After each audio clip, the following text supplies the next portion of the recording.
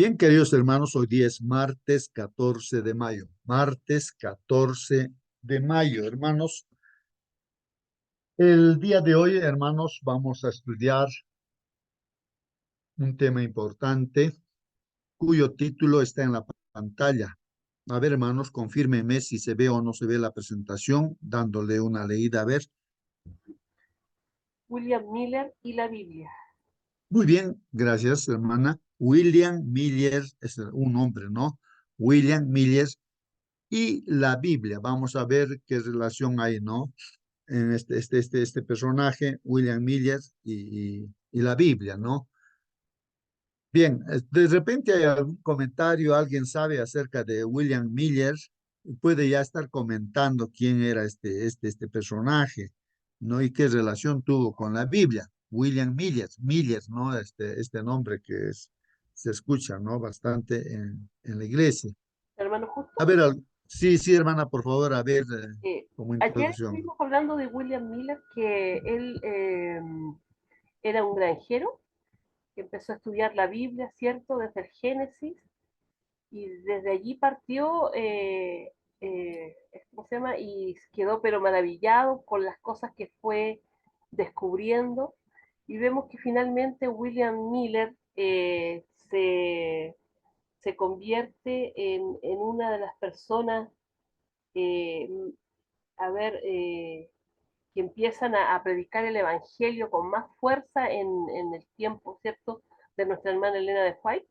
Empieza a descubrir las profecías, empieza a descubrir el simbolismo dentro de la Biblia, ¿cierto? Que la Biblia se explica por sí misma y empieza a ver lo que significan algunas cosas, porque había hasta ese tiempo muy poco entendimiento. La gente pensaba de que cuando se hablaba de una bestia era una bestia, pero él, cierto, empezó a descubrir que la bestia significaban, qué sé yo, imperios, poderes, y así muchas otras cosas más.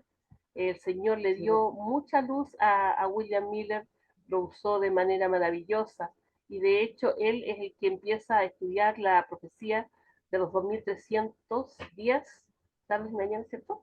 Y es quien piensa y predica acerca de que en el otoño de 1844 Jesucristo iba a venir.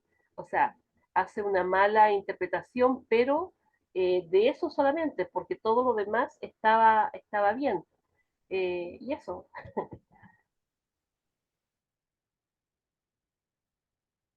Gracias, hermana, por su participación.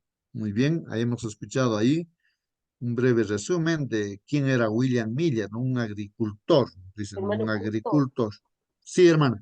además que él es el que impulsa todo este movimiento, se llamó de hecho el movimiento milerista, que se pusieron a predicar por todo el mundo la segunda venida de Cristo. Muy bien, pues sí. Entonces, este agricultor, William Miller, hermanos, empezó pues a estudiar la Biblia. Parece que era una persona que inicialmente pues no creía, ¿no? No creía en la Biblia, no creía, no sé. Hermano, Pero el justo, asunto es de que empecé a estudiar. Sí, vamos a ver más participaciones, hermanos. Hermano Marcelino, buen día. parece que el otro nombre de William Miller es Guillermo Miller. Qué bien, hermano. Miren, aquí nos está haciendo entender que William Miller era diferente. Hay otro que era Guillermo Miller, dice, ¿no es cierto, hermano? Es lo mismo, lo que pasa es que William es Guillermo en inglés.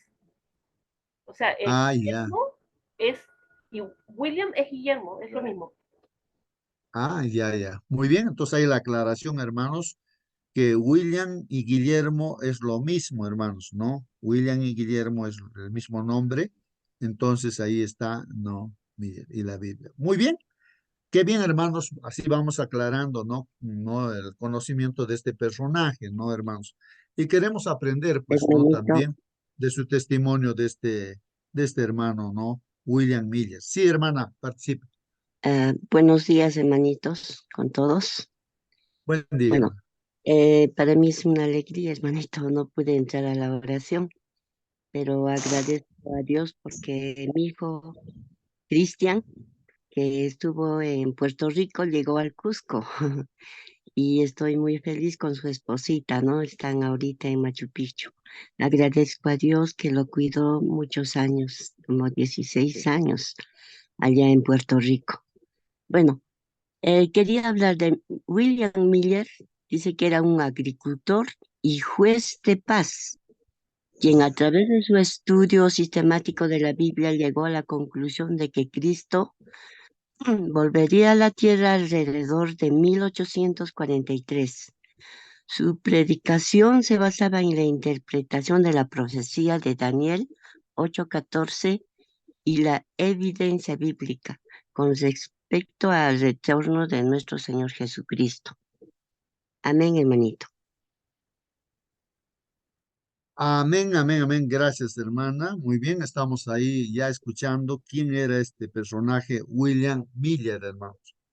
Bueno, vamos a ver Y lo que nos también, dice. hermano, lo que leyó la hermana está en el internet, y también el internet dice que Guillermo Miller es considerado como el fundador del movimiento millerita y del movimiento adventista de los años 1830 y 1840 en Norteamérica.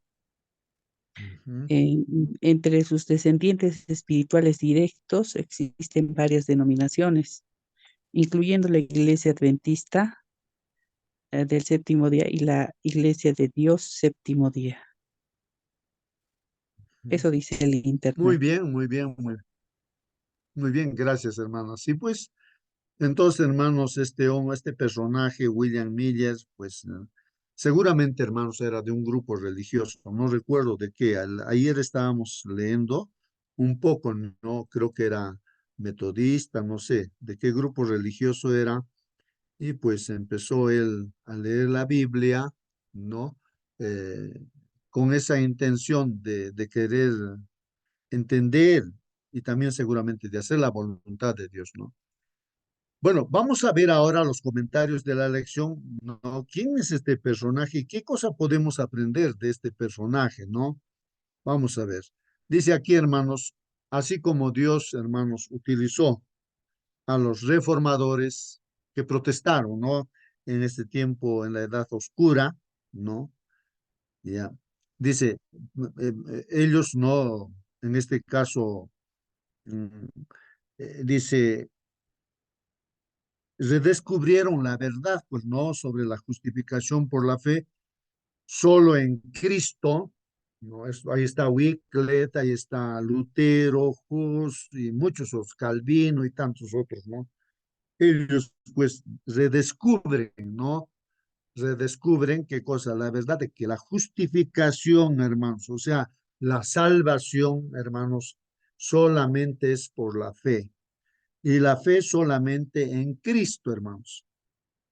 Entonces aquí entra este personaje, también dice, Dios utilizó pues a William Miller, para redescubrir la verdad, hermanos, sobre la modalidad de la segunda venida de Cristo, hermanos. Entonces, este personaje es destacado porque en el estudio que hizo de la Biblia, él muestra, ¿no? Acerca de que el Señor iba a venir por segunda vez. ¿Y cómo iba a venir? Vamos a ver. Mientras Miller estudiaba las escrituras, hermanos, descubrió pues a un Cristo, dice, que lo amaba más de lo que podía imaginar. Entonces, imaginemos ahí a Miller. Bueno, aquí explica, hermanos, dice, Miller, ¿qué hace? No toma su Biblia, ahí está, imaginemos en su mesa, su Biblia, ya me imagino con mucha oración, abre la Biblia, pero ahí en la mesa también tiene un lapicero, en este caso una pluma, dice ahí, en ese tiempo habría plumas, y también tenía un cuaderno. Miren, para estudiar, ¿qué hace? La Biblia, un lapicero o pluma y un cuaderno, hermanos. Ahí está. Comenzó, hermanos, leyendo el Génesis. Génesis es el primer libro de la Biblia, hermanos. Y dice, hermanos, cómo estudiaba. Y solo avanzaba, dice, en su lectura en la medida que podía entender el pasaje en cuestión. Bueno, imaginemos ahí, ¿no? Empieza a leer Génesis, como dice, ¿no? El primer versículo, en el principio Dios creó los cielos y la tierra, y él tenía que entender, anotaba, o si no entendía, se preguntaba, ¿cómo es este asunto? Y así, versículo tras versículo, anotando, ¿no? Y tratando de entender qué es lo que dice ahí, versículo tras versículo, hermanos. Esa es su forma, y anotando en su papelito, ahí en su cuaderno, anotando. Es la forma de estudio de este hombre, y me parece a mí, hermanos, que es la forma correcta de estudiar. El anotar nos ayuda, hermanos, a entender, hermanos, ¿no? Y también, hermanos, leer, pues no, mirar y leer. Eh, entonces, continúa, dice, ¿no? Al comparar, dice, un pasaje con otro, permitió que la Biblia se explicara a sí misma. Aquí hay un principio muy importante, hermanos. Entonces, William Miller dice que lo que no entendía buscaba, pues, en otros lugares de la Biblia qué significaba eso, ¿no? Entonces, tenía un principio de que la Biblia se explica a sí misma. Lo que no entendía, el pasaje que no entendía, había otro lugar en la Biblia donde está la explicación y así lograba entender. Así estudió versículo tras versículos, empezando desde el Génesis, hermanos, desde el primer libro de la Biblia. Muy bien, hermanos, entonces ahí está el testimonio, ¿no? De este hermano William, bueno, su vida, ¿no? Y cómo estudió. Y ahora vamos a ver, aquí en la lección, justamente vamos a leer o versículos de la Biblia y nos dice que leamos Isaías 28, 9 y 10. Proverbios, Juan y Segunda de Pedro, también vamos a leer más esos versículos. Ahora, ¿para qué vamos a leer? Para responder la pregunta que nos hace aquí. Nos dice, ¿qué principios de interpretación bíblica descubres en estos pasajes? Entonces, hermanos, de repente nosotros nos preocupamos, tratamos de interpretar qué significa esto, ¿no? Queremos entender. Entonces, para poder entender algún pasaje en la Biblia, necesitamos, pues, ¿no? Tener un principio. ¿Qué principio nos enseña aquí la Biblia, hermanos, no? ¿Qué principio? Vamos a ver los principios. Leamos, pues, entonces la Biblia. Isaías 28, 9 y 10. Dice así. ¿A quién se enseñará ciencia, dice hermanos aquí? ¿O a quién se hará entender doctrina? Bueno, aquí se está diciendo, ¿a quién se enseñará ciencia, hermanos? ¿No? Aquí, dice, ¿o a quién se hará entender doctrina? ¿A quién, hermanos? ¿A quién? Miren esta pregunta que está aquí en la palabra de Dios. Claro, sería bueno saber en su contexto de qué está hablando acá Isaías en este capítulo 28. Claro, esto es palabra de Dios, está inspirado por Dios, ¿no? Bueno, me parece de que está hablando este capítulo, hermanos, de algunas personas, hermanos, personajes de un pueblo, ¿no? Que tal vez tenía pues cierto orgullo, se enaltecía, y hace mención siempre ahí en el libro de Isaías, la gloria del hombre es como la flor, pero ahí hace ver como que una flor marchita, pues hermanos, y tenía abundancia y prosperidad, y bueno, pero cuando habla de soberbia, ¿no? De este pueblo, pues está hablando de que realmente no están bien, pues no están bien. Más o menos en ese marco está hablando acerca de esta población, ¿no? Que ahora me parece que es el pueblo de Irán, de Irán. Hoy en día es Irán, ¿no? Pero antes tenía otro nombre, no recuerdo. Si alguien lo ve este capítulo, puede ayudarnos. Entonces, ¿a quién se enseñará ciencia o a quién se hará entender doctrina? Otra pregunta dice, a los destetados, dicen, ¿no? A los destetados. Entendemos, hermanos, los destetados que dejan de tomar la teta por los niños, ¿no? ¿Quiénes son los que toman la teta? Pues leche de la teta, entonces se le desteta y ya está, ha crecido y ya no necesita tomar leche materna, sino ahora ya comida sólida. Entonces dice aquí la pregunta, a los destetados, ¿no? Se va a enseñar ciencia, doctrina, hermanos. A ver, a los arrancados de los pechos, claro, ya no van a tomar leche del pecho materno, ¿no? A ellos, y entonces aquí en el versículo 10 dice, no, porque mandamiento tras mandamiento, mandato sobre mandato, renglón tras renglón, línea sobre línea, un poquito allí y otro poquito allá. Aquí está, hermanos, el principio, hermanos. Aquí está el principio para estudiar, hermanos. ¿Qué dice, hermanos, acá? Entonces, ¿cómo se va a enseñar, por ejemplo, a un niño, ¿no? Que hay que enseñarle a leer, a escribir, no sé, o algunas enseñanzas, hábitos, ¿no? Los hábitos, ¿no? Que debe tener un niño. Entonces, y como dice en Deuteronomio, Dios, ¿no? A los papás, dicen, ¿no? Que al levantarte, ¿no? Al levantarte, al andar en el camino, ¿no? Con tus hijos, ¿no?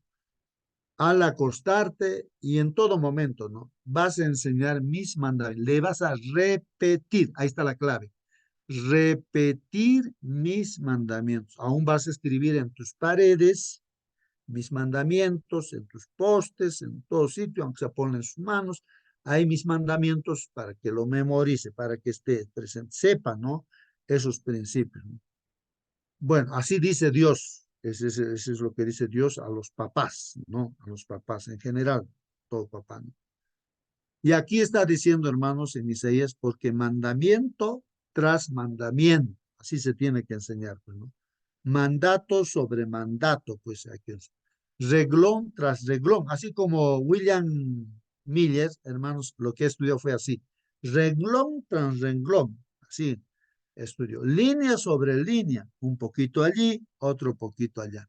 Entonces, este personaje, William Miller, se basó pues en este principio, hermanos. Así tenemos que estudiar, hermanos, la palabra de Dios. Ahí está el principio importante, hermanos.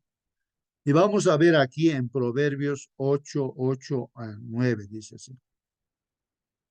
¿Qué dice aquí la palabra de Dios? En Proverbios dice, justas son todas las razones de mi boca, dice, ¿no? Justas son todas las razones de mi boca, ¿no?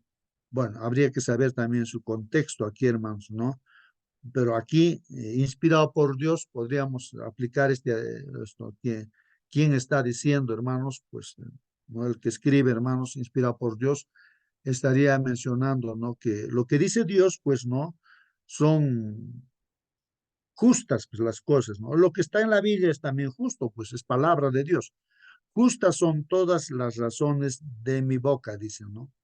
No hay en ellas cosa perversa ni torcida. Es decir, hermanos, o sea que en la Biblia no hay pues cosa perversa ni tampoco cosa torcida. Ahí no nos está engañando, ¿no? Dios nos da la Biblia, pero no nos está engañando. Tampoco hay cosas perversas, ¿no? Ahí para que nos perviertan, no. Todas ellas son rectas al que entiende. Entonces, hermanos, cuando queremos hacer la voluntad de Dios, vamos a ver que las cosas son rectas, como dice, no toda la escritura es inspirada por Dios y útil para qué? Para reprendernos, hermanos, nos reprende, para enseñarnos, llamarnos la atención, corregirnos, para que seamos pues hombres cabales, ¿no? Para hacer bien las cosas en este mundo. Esa es la Biblia. Y aquí está diciendo eso, ¿no? Todas ellas son rectas al que entiende, ¿no? Al que entiende. Y razonables a los que han hallado sabiduría. Entonces, el hombre sabio realmente no va a rechazar lo que dice la Biblia, ¿no? Más al contrario, su sabiduría se va a basar en lo que está escrito en la Biblia. Entonces, ahí está el principio, hermanos, también de que la Biblia, ¿no? La Biblia, la palabra de Dios, hermanos, pues es el fundamento de todo conocimiento verdadero, pues, hermanos. La Biblia. no otro libro, no está mencionando otros libros, hermanos, ¿ah? Solamente la Biblia, hermanos, porque dice, toda la escritura es inspirada por Dios. Y aquí está aclarando, dice, justas son todas las razones de mi boca, no hay en ellas cosa perversa ni torcidas, todas ellas son rectas al que entiende, no, y razonables a los que han hallado sabiduría. Otros libros, hermanos, pueden estar ajustados a lo que dice la Biblia o no también, hermanos. Hay que tener cuidado, ¿no? A leer otros libros fuera de la Biblia, sea cualquier libro, hermanos. Muy bien. Vamos a ver otro principio, hermanos. Juan 16:13 dice, pero cuando venga el Espíritu de verdad, Él los guiará a toda verdad. Entonces aquí hay el otro principio que solamente el Espíritu de Dios, el Espíritu de verdad, es el que nos puede guiar a la verdad. Como la Biblia, hermanos, lo ha inspirado, ¿no? Dios ha inspirado la Biblia a través del Espíritu Santo. Entonces también el que hace entender es el mismo Espíritu Santo, pues hermanos. Entonces, si alguien hay que preguntarle para entender algún pasaje bíblico, es el mismo Espíritu, pues a Dios, ¿no? Señor, hazme entender esto, no entiendo. Y entonces el Señor nos va a guiar seguramente a otro pasaje de la Biblia, diciéndonos, ahí está, significa tal cosa, ¿no? Esa es la forma como William Miller ha estudiado la palabra, bajo esos principios, hermano. Entonces, pero cuando venga el Espíritu de verdad, Él los guiará a toda la verdad, porque no hablará por su propia cuenta. Miren, hermanos, el Espíritu Santo no es diferente al Padre o al Hijo, hermanos, es el mismo Dios. Entonces, eso aclara siempre, hermanos, en los pasajes. Cuando Jesús también está en esta tierra, yo no hablo de mi propia cuenta, dice, todo lo que, las obras que es Dios el que hace, el Padre que hace, yo no estoy haciendo por mi propia cuenta nada, ninguna palabra tampoco, ¿no? Que él mencionó. Entonces, es Dios quien usaba, pues, a nuestro Señor Jesús. Y el Espíritu Santo, de la misma manera, Él no hace por su propia cuenta nada, nada, nada, nada, nada. Entonces, miren aquí, no hablará por su propia cuenta, dice, pues, sino que hablará todo lo que oyere, todo lo que el Señor Jesucristo ha hablado, hermanos, eso es lo que el Espíritu Santo nos hace entender. Y os hará saber las cosas que habrán de venir también, ¿no? O sea, las profecías son cosas que van a venir. Entonces, ¿quién nos va a hacer entender? Es el Espíritu Santo, hermanos. Todo lo que el Señor ha enseñado, el Señor Jesús o Dios ha hablado también, el Espíritu Santo nos hace entender. Pues hay una unidad, hermanos, tremenda. Padre, Hijo, Espíritu Santo es uno solo. No son tres personas diferentes, no. Es el mismo Dios, hermanos. Es el mismo Dios, entonces uno solo. Entonces, eso nos está mostrándonos, hermanos, ¿no? Bueno, en segunda de Pedro 1, 19, 21 dice así, tenemos también la palabra profética más segura, dice, ¿no? ¿Cómo es eso, hermanos? Dice que tenemos también la palabra profética más segura. O sea, la profecía, hermanos, que está en la Biblia es la más segura, ¿no? La cual hacéis bien en estar atentos como a una antorcha que alumbra en lugar oscuro. O sea que si nos queremos guiar en este mundo, hermanos, en lo que va a suceder mañana, pasado mañana, ¿no? Por adelante en el futuro, entonces, no tenemos que ir pues a una persona, a un sabio de esta tierra, ¿no? A preguntarle, ¿no?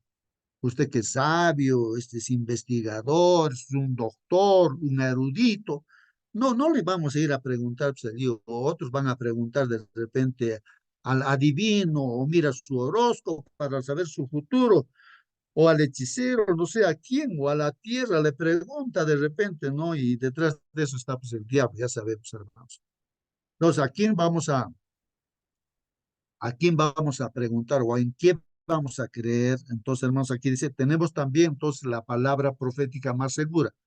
O sea, tenemos que guiarnos por lo que es la palabra de Dios, por las profecías. Es como en un lugar oscuro tener, pues, hay una antorcha que nos guía, pues, en el lugar oscuro. Este mundo es un lugar oscuro y las profecías de la Biblia es como una antorcha. Hay que creer en lo que nos dice Dios a través de la profecía, pues, hermanos. hasta que el día esclarezca y el lucero de la mañana salga en vuestros corazones, dice. Entendiendo primero esto, que ninguna profecía de las Escrituras es de interpretación privada. Eso es lo que estamos comentando, hermanos. No está en el pastor X, en el pastor Y, en el pastor Z. No, no, no, no, hermanos, no. Ese es un grave error, hermanos. Y ese es un problema que hay personas o hermanos de repente que están a la casa, ¿no? De escuchar. No, no, no, tal pastor es erudito, aquel otro pastor, que aquel hermano, hermana. No, entonces, hermanos, ahí estaríamos completamente ya equivocados. Entonces, tenemos que nosotros guiarnos por un escrito está, hermanos. ¿Qué dice la escritura, hermanos? Porque hasta yo mismo que estoy hablando acá me puedo estar equivocando en todo lo que digo, hermanos, pero estamos leyendo pues la Biblia, ¿no? La Biblia no se equivoca, no se equivoca. Entonces tenemos que entender lo que está diciendo la Biblia, hermanos. Nuestros comentarios pueden estar completamente equivocados, hermanos, pero lo que dice la Biblia no está equivocado porque es palabra de Dios. Estamos tratando de entender lo que dice aquí la palabra de Dios. Entonces nos está diciendo que la profecía es como una antorcha y hay que guiarse por esas profecías como una antorcha en el lugar oscuro.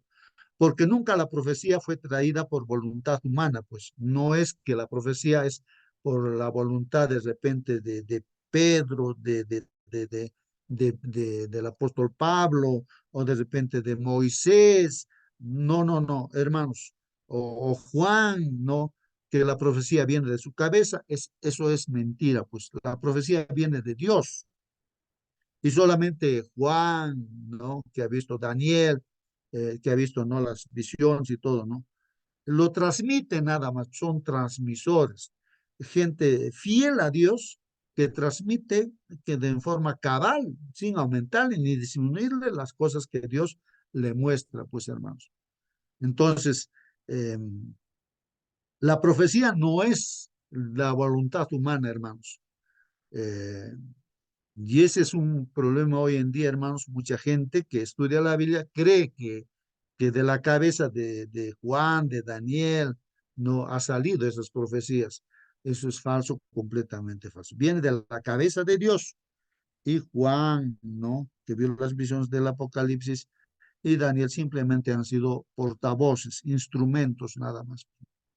Porque nunca la profecía fue traída por voluntad humana, hermanos, sino que los santos hombres de Dios hablaron siendo inspirados por el Espíritu Santo.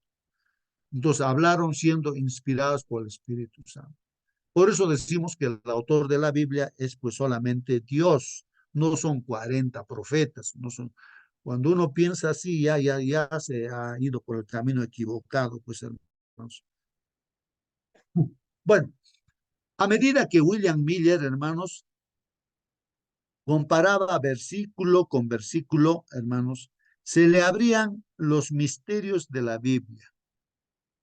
Buscaba como quien busca un tesoro escondido. Miren el estudio que hacía William Miller, versículo tras versículo, y así podía entender esos misterios, ¿no? Buscaba como quien busca un tesoro escondido. O sea, cuando uno busca un tesoro, algo que realmente quiere, hermano, pues, no hay cansancio, no hay nada de eso, ¿no? Y fue ricamente, pues, recompensado. El Espíritu Santo le abrió la palabra de Dios a fin de que la entendiera, hermanos. O sea, el Espíritu Santo le guiaba a William Miller, ¿no? Abordó las profecías con la misma diligencia en el estudio de la Biblia que con los demás pasajes bíblicos que estudiaban. Muy bien. Entonces estamos viendo cómo estudió él las profecías, hermanos. Con diligencia, hermanos, ¿no? Pasaje tras pasaje. Ahora vamos a leer, hermanos, Daniel, capítulo 1, 2, bueno, ahí están los versículos, Primera de Pedro, Apocalipsis 1 también. Y hay que responder la pregunta, hermanos, aquí, la pregunta dice, ¿qué nos enseñan estos pasajes acerca de qué? De la interpretación de las profecías bíblicas. Entonces vamos a ver qué nos enseñan estos pasajes bíblicos acerca de la interpretación de las profecías bíblicas. Vamos a leer entonces estos pasajes bíblicos, hermano. Daniel 1:17 dice así: a estos 4 muchachos Dios les dio conocimiento e inteligencia en todas las letras y ciencias, y Daniel tuvo entendimiento en toda visión y sueños. Bueno, ahí estamos en Daniel capítulo 1. Estamos hablando de Daniel y sus 3 amigos, ¿no? Eran total 4, ¿no? Jovencitos, destacados de entre muchos otros seguramente jóvenes que fueron esclavizados, ¿no? Ahí en Babilonia, ¿no? Pero estos 4 muchachos, dice que a estos 4 Dios les ha dado conocimiento e inteligencia, hermanos. Dios es el que da conocimiento e inteligencia.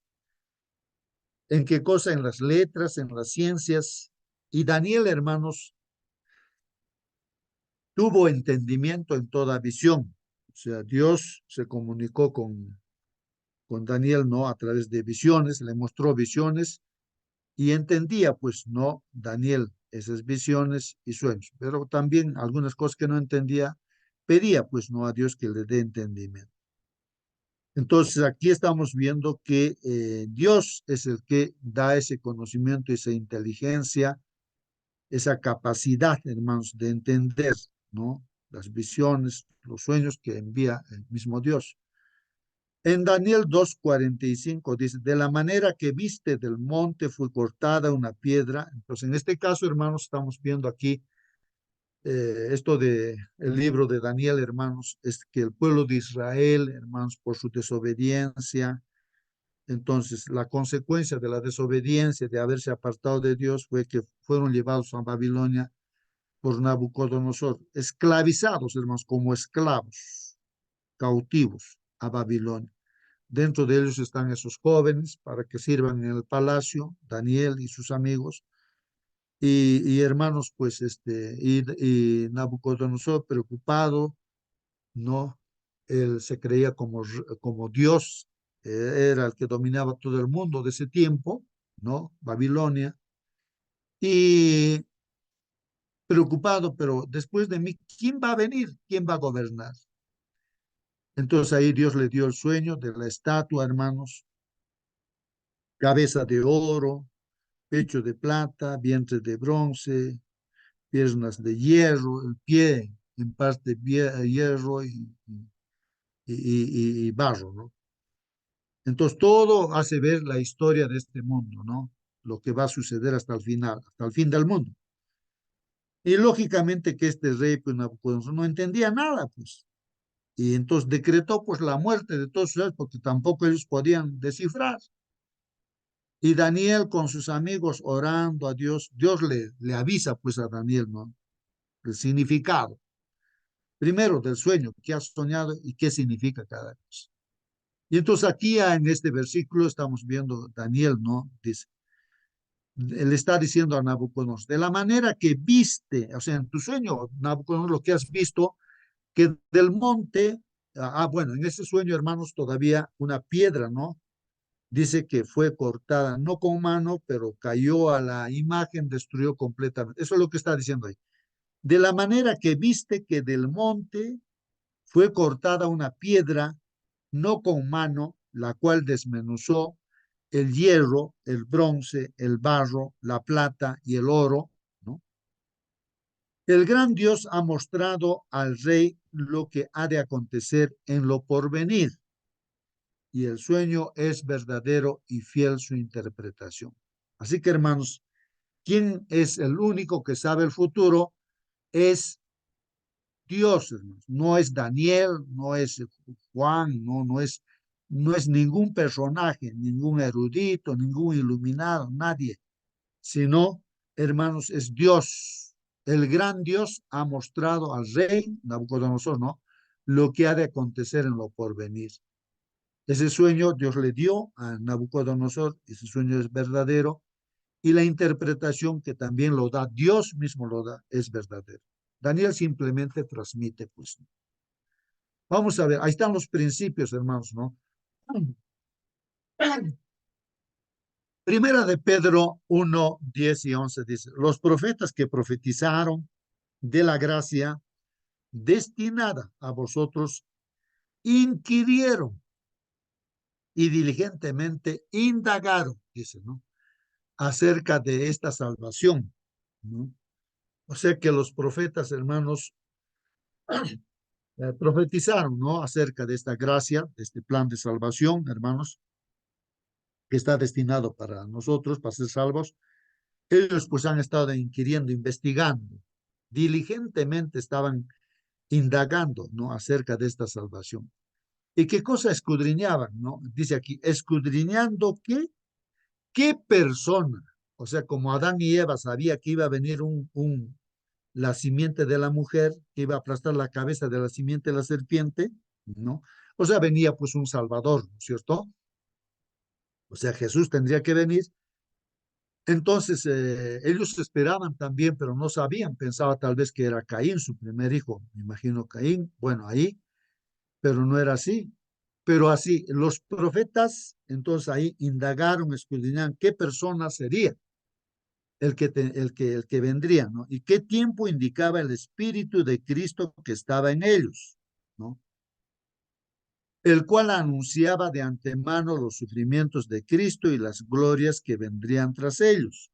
Entonces, ahí están las profecías, hablaban, ¿no? Por ejemplo, Isaías, creo que es 53, donde dice ahí, ¿no? Que Él, como una oveja, moriría por nosotros, Dios haría cargar nuestros pecados y así, en silencio, se sometería a la muerte, ¿no? Para que podamos ser salvos, pues ahí está en Isaías. Entonces ellos querían saber, pues, de quién es, en qué tiempo, todo eso, ¿no?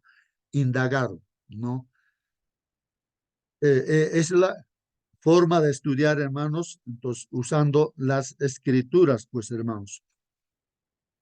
Apocalipsis 1, 1 al 3 dice, la revelación de Jesucristo es el primer versículo del Apocalipsis, hermanos. ¿Qué es el Apocalipsis, hermanos? Dice la revelación de Jesucristo. Que Dios dio, que Dios le dio para manifestar a sus siervos las cosas que deben suceder pronto, hermanos. Pues aquí nos está diciendo que el Apocalipsis, que son, ahí están las profecías, hermanos. ¿Qué es el Apocalipsis? Es la revelación de Jesucristo, es mostrarnos a Jesucristo. El Apocalipsis nos muestra al personaje central, es Jesucristo, pues hermanos, nos muestra a Jesucristo. Y esta revelación la da Dios, ¿no es cierto? ¿Para qué? ¿A quién da? Está dándole pues a Juan, el discípulo amado, ¿no es cierto? Para manifestar a sus siervos las cosas que deben suceder pronto. Entonces Dios es el que revela, ¿no? A Jesucristo, ¿no? Para que todos nosotros sepamos que somos siervos, ¿no? Las cosas que van a suceder pronto también, ¿no? Y las declaró enviándola por medio de su ángel a su siervo Juan. Ahí está, hermanos. El medio que utiliza Dios es el ángel le hace saber a Juan, ¿no? Esa revelación. Y Juan pues ha dado testimonio, hermanos, de la palabra de Dios y del testimonio de Jesucristo, porque era pues un discípulo Juan de Jesucristo. Y él ha dado testimonio, ¿no? De la palabra de Dios y del testimonio pues de Jesucristo. Y de todas las cosas que ha visto. O sea, Juan todo lo que ha visto ha dado testimonio de eso. A él es que Dios le hace conocer esta revelación de, o sea, el Apocalipsis, las profecías del Apocalipsis, le muestra todo eso, ¿no? Y en medio de todo eso está Jesucristo, ¿no? Bienaventurado, dice, ¿quién es bienaventurado? El que lee. Si estamos estudiando, ahora estamos leyendo, hermanos. Entonces somos bienaventurados, ¿no? Y también son bienaventurados los que oyen las palabras de esta profecía. También los que están escuchando son bienaventurados. Y también dice aquí, y los que guardan las cosas en ella escritas son bienaventurados. Entonces, ¿quiénes son bienaventurados? Los que leen, los que escuchan y los que guardan, practican las cosas que está escrito. ¿Por qué? Porque el tiempo está cerca, hermanos. Entonces, ¿qué tenemos que hacer, hermanos? Hay que leer, hay que escuchar y hay que practicar las cosas, ¿no? Guardar las cosas que están escritas en estas profecías, ¿no? El tiempo está cerca. Hermanos, los símbolos de los libros proféticos no están rodeados de misterio, hermanos. Hay símbolos, por ejemplo, bestias, agua, no, eh, cuernos, no sé, qué otras cosas aparecen, hermanos, y uno a veces dice, no, no entiendo, ¿no? ¿Qué significará esto? Y aquí nos dice los símbolos de los libros proféticos no están rodeados de misterio, ¿no? ¿Por qué? Porque su explicación está en otro pasaje bíblico, hermanos. Porque en el Apocalipsis, hermanos, el último libro de la Biblia, más de la mitad son textos del Antiguo Testamento, hermanos. Entonces, nosotros tenemos que ir a buscar en el Antiguo Testamento el significado de las cosas que dicen las profecías. Un Dios amoroso, hermanos, nos ha dado su palabra profética con el fin de prepararnos para los acontecimientos culminantes que pronto tendrán lugar en este mundo. Así que, hermanos, William Miller comprendió claramente que la mejor manera de entender las profecías era permitir que éstas se interpretaran a sí mismas. Entonces, este es el principio, hermanos. Entonces, el principio, hermanos, es de que aprendió William Miller, ¿no? Comprendió, dice claramente, que la mejor manera de entender las profecías, ¿qué es, hermanos? Permitir que estas profecías, ¿no? Se interpretaran a sí mismas. Ahí está la clave, hermanos. Que se interprete. La Biblia se interpreta a sí misma, no necesita de algún personaje, no de un erudito, no. Hermanos, acá la misma Biblia te dice lo que significa. No necesitas tú ir a consultar a un erudito, no una persona, porque ese erudito puede ser un instrumento de Satanás o puede ser un instrumento de Dios también, ¿no? Pero tú tienes que ver pues la Biblia. No te confíes en las personas, sea quien sea, hermanos, ni en lo que yo estoy hablando, ni la persona que hable, hermanos, sino tienes que ver la Biblia, pues, hermanos, la Biblia, convencerte tú mismo que la Biblia dice así. La misma Biblia explica claramente, hermanos, los símbolos proféticos. Las bestias, hermanos, representan reyes y reinos. Aquí, hermanos, pero cuando se muestran hay bestias, ¿y cómo yo sé qué significa reyes y reinos? Nos dice que está en Daniel 1, 17 y 23. Entonces, voy a abrir aquí mi Biblia y ahí dice así, Daniel 7, 17. Dice, estas cuatro grandes bestias, ahí dice, son cuatro reyes que se levantarán en la tierra. Miren, hermanos, lo que está diciendo la Biblia en Daniel está explicando qué significa bestia, que son cuatro reyes, reinos que se van a levantar, pues, hermanos, ¿no? Recuerden de que esa imagen, hermanos, cabeza de oro, pecho de plata, vientre de bronce, piernas de hierro, bueno, todo eso está simbolizado también mediante bestias. La cabeza está simbolizada con una bestia que es león, con alas, ¿no? El pecho está simbolizado con una bestia que es oso, que se levanta de un hombro más a otro, en su boca tres costillas. Bueno, todo tiene significado. El vientre de bronce está representado por el leopardo, ¿no es cierto? Cuatro cabezas, cuatro alas. Bueno, después, las piernas de hierro está con un monstruo, ¿no? Una bestia indescriptible, ¿no? Con 10 cuernos, ahí está. Entonces Roma, pues no Roma, entonces, pero ahí está con bestias, ¿no? Es un reino. Así es la historia, pues universal, hermanos. Entonces, ahí está explicando en Daniel 7:17 que esos cuatro grandes bestias son cuatro reyes que se levantarán en la tierra, pues que tuvieron ese reino. Luego, el viento representa destrucción, pero ¿dónde dice eso? Pues entonces está en Jeremías. Ah, no, antes me faltaba leer, hermanos, acá Daniel 7:23. Dijo así, la cuarta bestia será un cuarto reino. Miren, hermanos, olvidé leer ese texto bíblico. Daniel 7:23 dice, dijo así, ¿no? La cuarta bestia será un cuarto reino en la tierra, ¿no?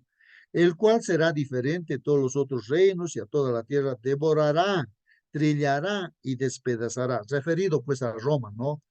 Que era el cuarto reino, ¿no? Bueno, simbolizado con esa bestia indescriptible, ¿no? Bueno, ahora los vientos. ¿Qué significa viento? En la Biblia habla de vientos, ¿no? ¿Y qué representa viento? Y aquí me dice que viento significa destrucción. Pero ¿dónde dice eso? Pues ahí está en Jeremías 49, no, ahí dice, ¿cómo? Jeremías, sí, pues ahí dice, ¿no? Jeremías 49, 36. Dice, traeré sobre Elam, ¿no? Los cuatro vientos de los cuatro puntos del cielo y los aventaré a todos estos vientos y no habrá nación donde no vayan fugitivos de Elam. Este nombre Elam creo que es hoy en día Siria, ¿no? O no Siria, digo, bueno, no sé, pero es Elam, ¿no? Entonces está hablando aquí, hermanos, de cuatro vientos, ¿no? Bueno, los cuatro puntos cardinales serían, ¿no? Puntos del cielo, y los aventaré, dice, aventaré, ¿no? Así, o sea, como vientos, pues, no, hermanos, aventaré a todos estos vientos y no habrá nación a donde no vaya fugitivo de Elam. Elam, como se va aquí, sí creo que se va mostrando como enemigo de Dios, ¿no? Bueno, ahora el agua, hermanos, representa pueblos y naciones, pero ¿dónde dice eso? Pues, ¿dónde dice eso? Entonces ahí en Apocalipsis 17:15 dice así, me dijo también, las aguas que has visto donde la ramera se sienta, porque Juan vio pues a una ramera que está sentada sobre una bestia, y la bestia ahí está pues sobre las aguas, multitud de aguas. Entonces, ¿qué significa las aguas? Uno se pregunta, pues no, hermanos. Y ahí en Apocalipsis 17:15 dice, me dijo también, ¿no? Las aguas que has visto donde la ramera se sienta, recuerden que la ramera es pues, ¿no? La iglesia que le ha sacado vuelta a Dios. Entonces dice, la ramera se sienta, son pueblos, muchedumbres, naciones y lenguas. Pues esta iglesia falsa, la ramera, ¿no? Son pueblos, muchedumbres, naciones y lenguas. Las aguas significa eso, hermanos. Pueblos, muchedumbres, naciones y lenguas. ¿Dónde está sentada la ramera, no? Ahí está, hermanos, también mujer que representa a la iglesia. Yo ya me anticipé, ¿no? Con lo que dije, que la mujer representa a la iglesia. Y la ramera es una mujer, pero mujer pues que saca la vuelta a Dios, ¿no? Que se mete con la política, se mete con todo, ¿no es cierto? ¿Dónde dice eso?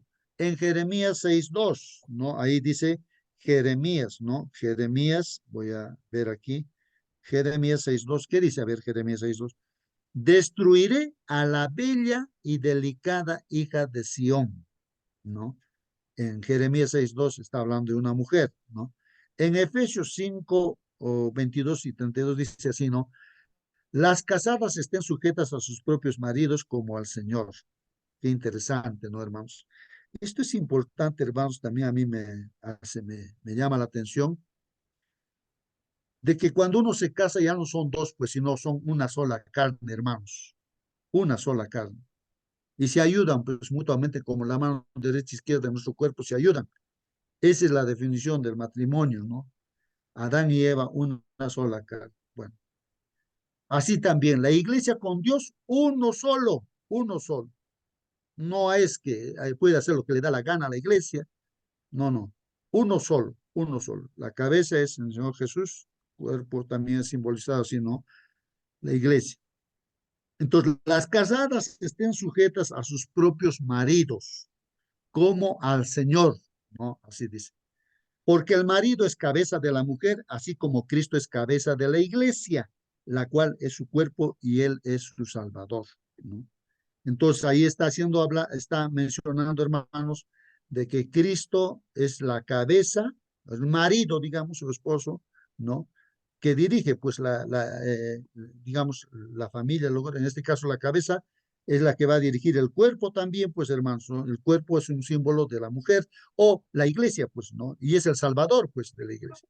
Así que como la iglesia está sujeta a Cristo, así también las casadas lo estén a su marido en todo. Entonces, ahí está la definición de matrimonio, hermanos, y esa es la definición también, ¿no? De la relación que tiene que haber entre la iglesia y Cristo. Es uno solo, ¿no? Ya. Maridos, amad a vuestras mujeres así como Cristo amó a la iglesia y se entregó a sí mismos por ella, ¿no? Entonces, aquí está haciendo la comparación también del matrimonio, ¿no? Que un marido tiene que amar pues a su mujer, así como Cristo amó a la iglesia, hasta dio su propia vida, hermanos, para salvar a la iglesia, ¿no? Sí, así tenemos que amar a nuestra esposa, dice, dar nuestra vida, ¿no? Para que el enemigo no se meta también pues en nuestra familia, ¿no? Y se entregó a sí mismo por él, para santificarla, habiéndola purificado en el lavamiento del agua por la palabra, a fin de presentar a sí mismo una iglesia gloriosa que no tuviese mancha ni arruga ni cosas semejantes, sino que fuese santa y sin mancha. Así que el diablo no se meta pues en la familia, en el hogar, hermanos, ¿no? En el matrimonio. O sea, así también pues en la relación que hay la iglesia y Cristo, no se mete el diablo, pues hermanos, a veces quiere meter para hacer dudar, no sé, separar, ¿no? Sino que fuese santa y sin mancha. Así también los maridos deben amar a sus mujeres como a sus mismos cuerpos. El que ama a su mujer a sí mismo se ama, porque nadie aborreció jamás a su propia carne, sino que la sustenta y la cuida, como también Cristo a la iglesia. Así como nuestro propio cuerpo es nuestra esposa, pues entonces no podemos despreciar nuestro propio cuerpo, pues hermanos, así es nuestra esposa, entonces así está diciendo. Así que el Señor también ama a la iglesia de esa manera, la sustenta, la cuida, ¿no? Como también dice Cristo a la iglesia, lo que estamos comentando, porque somos miembros de su cuerpo y de su carne y de sus huesos, pues hermanos. Por esto dejará el hombre a su padre y a su madre y se unirá a su mujer. Los dos serán una sola carne. Esto es importantísimo, hermanos. El diablo va a tratar de desunir la familia, metiéndose por acá, por allá. Bueno, hay que tener cuidado. Grande es este misterio, mas yo digo esto respecto de Cristo y de la iglesia. Entonces la iglesia está simbolizada acá con la mujer, hermanos, la esposa, ¿no, hermanos? Entonces de ahí sale, pues, significa esa mujer ramera, por decimos, es una mujer que es la iglesia, pero le ha sacado la vuelta, pues a Dios, se ha ido con el diablo, pues, ¿no? Con el mundo se ha ido, ¿no? La iglesia popular, como vemos hoy en día. La mujer representa a la iglesia. Bueno. Las profecías temporales de Daniel y Apocalipsis también se dan en lenguaje simbólico, hermanos, en el que un día profético representa un año literal. ¿Dónde dice, hermanos, eso? Ahí está, ¿no? Números 14, 30. En profecías, hermanos, cuando habla de días, en profecía significa un año. Pero ¿dónde dice eso? Uno se pregunta. Ahí está, en la Biblia. Números 14, 34 dice, conforme al número de los días, de los 40 días en que reconociste la tierra, llevaréis vuestras iniquidades 40 años. Un año por cada día. Ahí está, hermanos. Mire, aquí se está aplicando profecía, ¿no? Un año por cada día. Ahí dice, ¿no? Llevaréis en vuestras iniquidades, como dice, 40 días equivale a 40 años. O sea, quiere decir que un año equivale, ¿no? O un día equivale a un año, pues. Entonces era un castigo que Dios estaba dando, ¿no? Así a través del profeta a ese pueblo. Ezequiel 4:6, de igual manera, dice, cumplidos estos, te acostarás sobre tu lado derecho segunda vez y llevarás la maldad de la casa de Judá. 40 días, día por año te lo he dado. Entonces ahí está, en profecías, hermanos. Entonces un día equivale a un año. Entonces cuando William Miller aplicó estos principios de interpretación bíblica, quedó pues sorprendido con sus descubrimientos respecto de lo que él creía que era el momento del regreso de Cristo.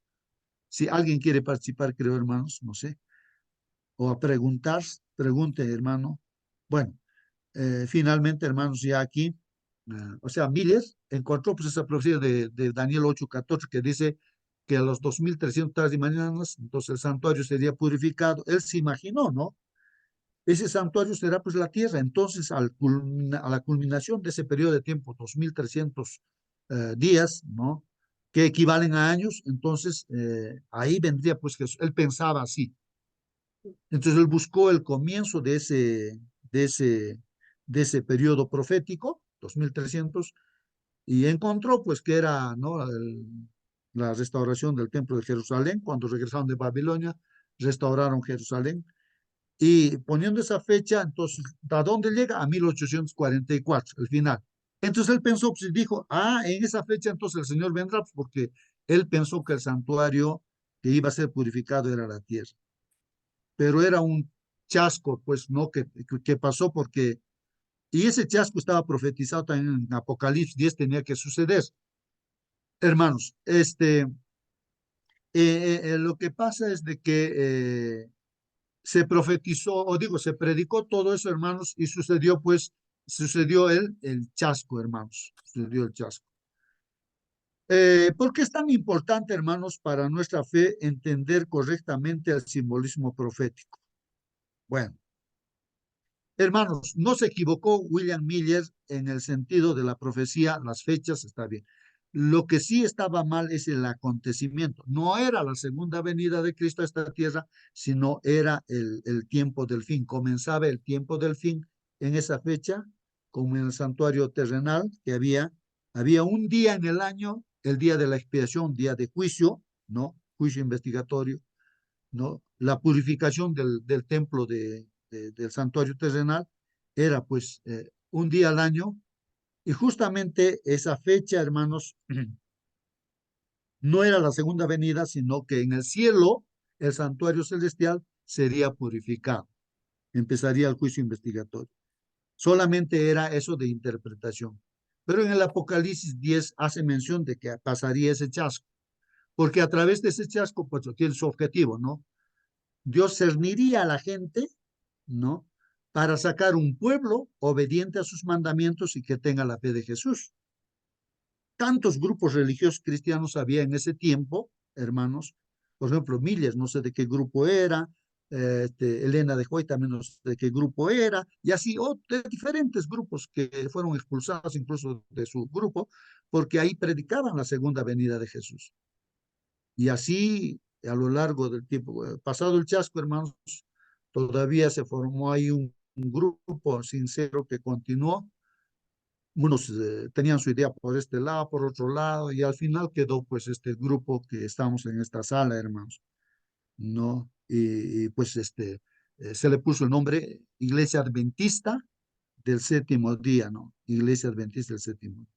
Bueno, ¿por qué es tan importante para nuestra fe entender correctamente el simbolismo profético? ¿Por qué es importante? Si alguien quiere contestar, contesta, hermanos, y si no, el tiempo, hermanos, nos ha ganado. Voy a pedir a la hermana Mónica, por favor, despídanos, hermanita, con la oración. Amén, hermano. Bueno, Miller era bautista, dicen que era, además de granjero, también fue militar. Y eh, es importante para nosotros entender, mis hermanos, el simbolismo profético, porque primero damos la gloria a Dios porque Él es quien inspira la palabra, y porque Él es fiel, porque Él no se equivoca, porque justamente Él mismo nos da las pistas de cómo interpretar la Biblia en su palabra, no en otras partes. Entonces, no tenemos duda de que todo lo que dice su palabra se va a cumplir al pie de la letra, y que podemos ver las señales en el mundo de lo que pasa, ¿cierto? Y no tener temor porque sabemos que eso ya está escrito, que nuestro Señor viene pronto. Entonces, es importante en todos los sentidos, porque no nos podemos equivocar si es que la Biblia es la que nos instruye.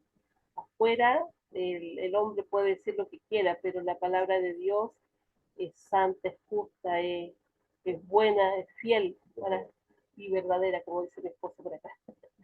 Mis hermanos, vamos a orar, vamos a inclinar nuestro rostro y vamos a poner reverentes. Bendito Padre, Señor, santificado y glorificado sea su santo nombre, mi Señor. Estamos agradecidos, Padre bendito, por este día que usted nos regala, una nueva oportunidad, mi Señor, para estar a sus pies, para ponernos a cuenta, mi Señor, y por sobre todo para agradecer, mi Señor Santo, todo lo que usted nos da, mi Señor. Padre amado, le agradecemos por el estudio de esta mañana, porque entendemos, mi Señor, que el estudio concienzudo de la palabra, mi Señor, nos lleva a entender lo que usted quiere, Padre amado, para nuestras vidas. Gracias, mi Señor, por su Santo Espíritu que nos guía, mi Señor, que nos hace entender. Le rogamos, mi Señor, que todo lo que hemos aprendido esta mañana lo podamos grabar en nuestro corazón y podamos ponerlo también en obra y práctica. Que estas palabras también, mi Señor, nos inspiren, nos den esperanza, mi Señor, para el futuro.